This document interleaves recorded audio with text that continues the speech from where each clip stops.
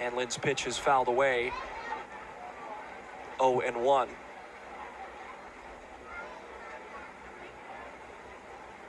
So the birthday boy gets a home run. RBI is 32 and 33, his 12th of the year, and now the 0-1 will be a good curveball in for a called strike at the knees, 0-2. And you're okay with that mistake as long as you're making your mistakes early and not late. You can really give your offense a chance to get back in this game. 0-2 pitch. Went curveball again, well away into the left side batter's box. A ball and 2 strikes. Wichita up 2-0 after a 2-run Alex Isola home run to left center field that gave them the lead in the top of the first. That's just the 4th total home run UMinn has given up this year. 1-2 weakly grounded foul past the third base side. That's now his 21 pitches for UMinn Lynn. Starting to pile up a little bit, but you got a 2-strike count. Find a way to retire Sabato here and make this inning a thing of the past. 1-2. Check swing on a slider. It was in the dirt and kept in front by Centeno. 2 balls and 2 strikes. Here's the hard part for UMinn here. He doesn't have a plus fastball. He's got the sinker, he's got the cutter, but not high velocity stuff that he can really trust on a 2-strike count. He's got to work with breaking stuff, and they're going to continue to take. 2-2 pitch. Strike 3. He went with a fastball and says Zaijian to Aaron Sabato. Ends the first inning, but Wichita scores 2 runs. They lead as we times. He's up now with a .222 average in the right side batter's box. UMinn Lynn unfazed, goes fastball to the outside edge. Strike number 1. He's really fun to watch. 6 homers, 39 runs batted in for Jake Rucker. 0-1. Now a backdoor slider. Big swing and miss by Rucker. It's got a lot of action on it. Short windup and the 0-2. Strike 3. That was a beauty of a sequence by UMinn Lynn, and now 2 to all of the jobs that Amarillo has available. And there are quite a few jobs, I'm sure. I saw one of the fun facts that you wanted me to ask you about. Strike 1 to Severino. He was hit by a pitch and scored a run his last time up. A curveball makes it 0-1. How many cows does it take to fill 1 silo? And this seems like a setup for a dad joke, but I promise you it isn't.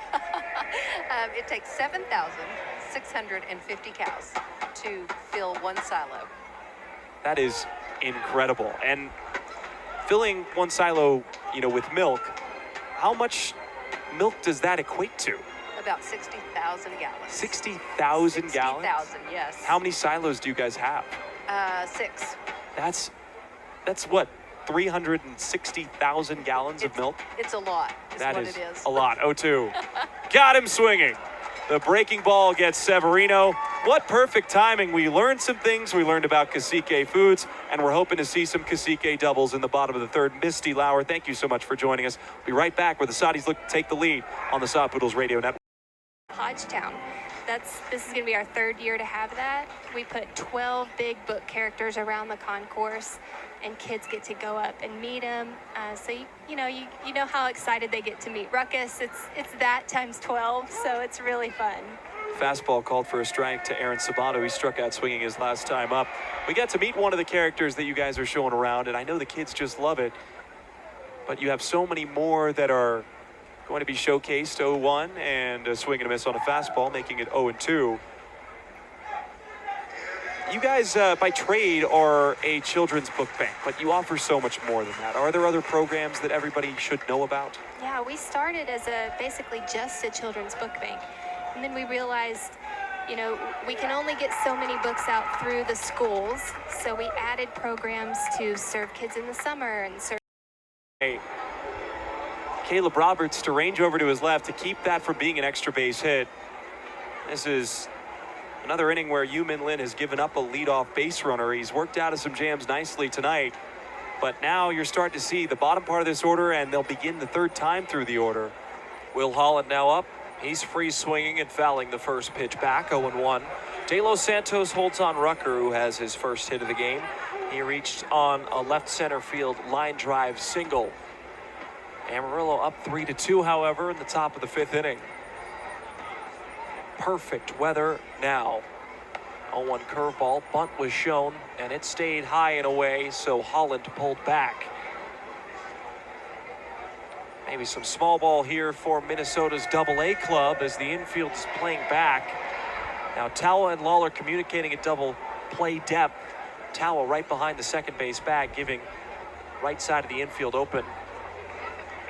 And now Yu-Min Lin drops the bottom out of a curveball and gets a big swing and miss, 1-2. You can tell that right now Holland is trying to launch. Every swing he has is low. Don't want to give him anything knee high. Keep dropping in breaking balls, get him to swing over it. 1-2. Just outside with a curveball. Looked like a good spot from here, but Kellen Martin says no. Now count even at 2-2. It's a good take there by Holland, and sort of caught in between whether you want to swing or not. 2-2. Swing and a miss. He got him with a fastball there. One down.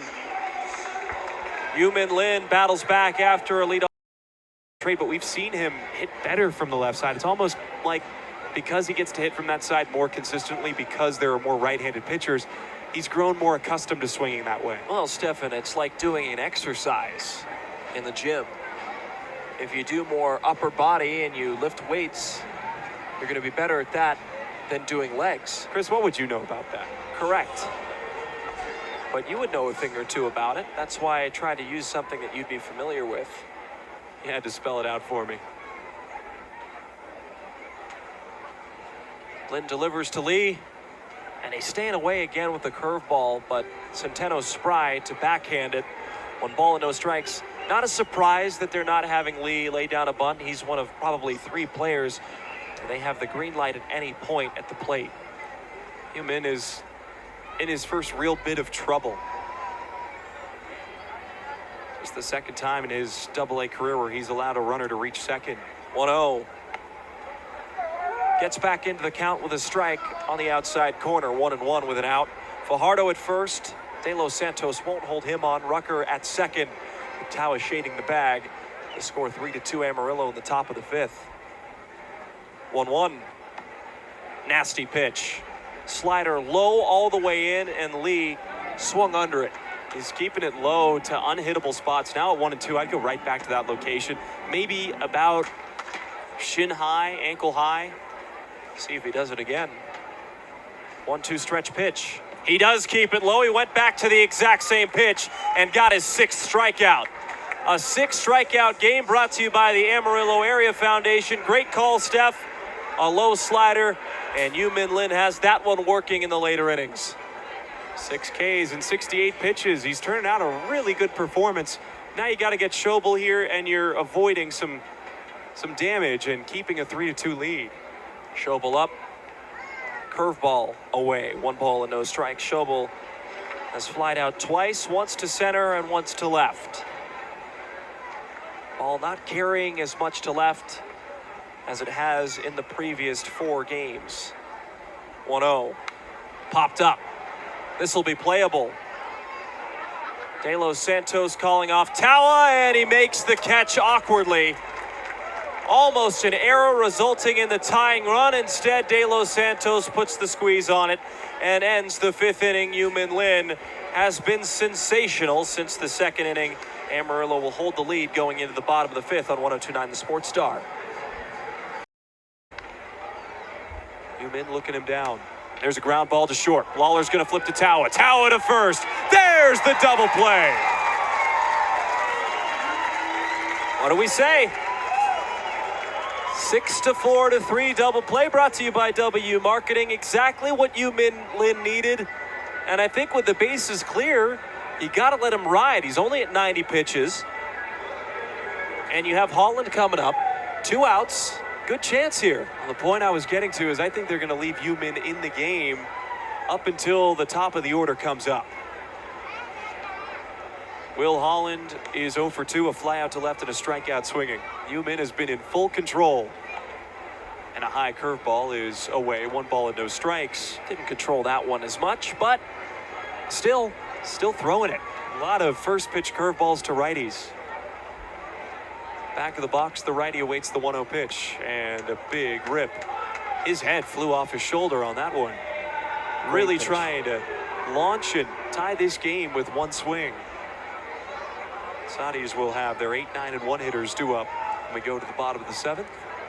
Even count with 2 outs. Amarillo has a 3-2 lead in the top of the 7th inning. Infield playing the righty to pull. 1-1 is high in the air to center field. Vukovic coming in. He says he's got it, and he does. 7 innings for Yu Min Lin.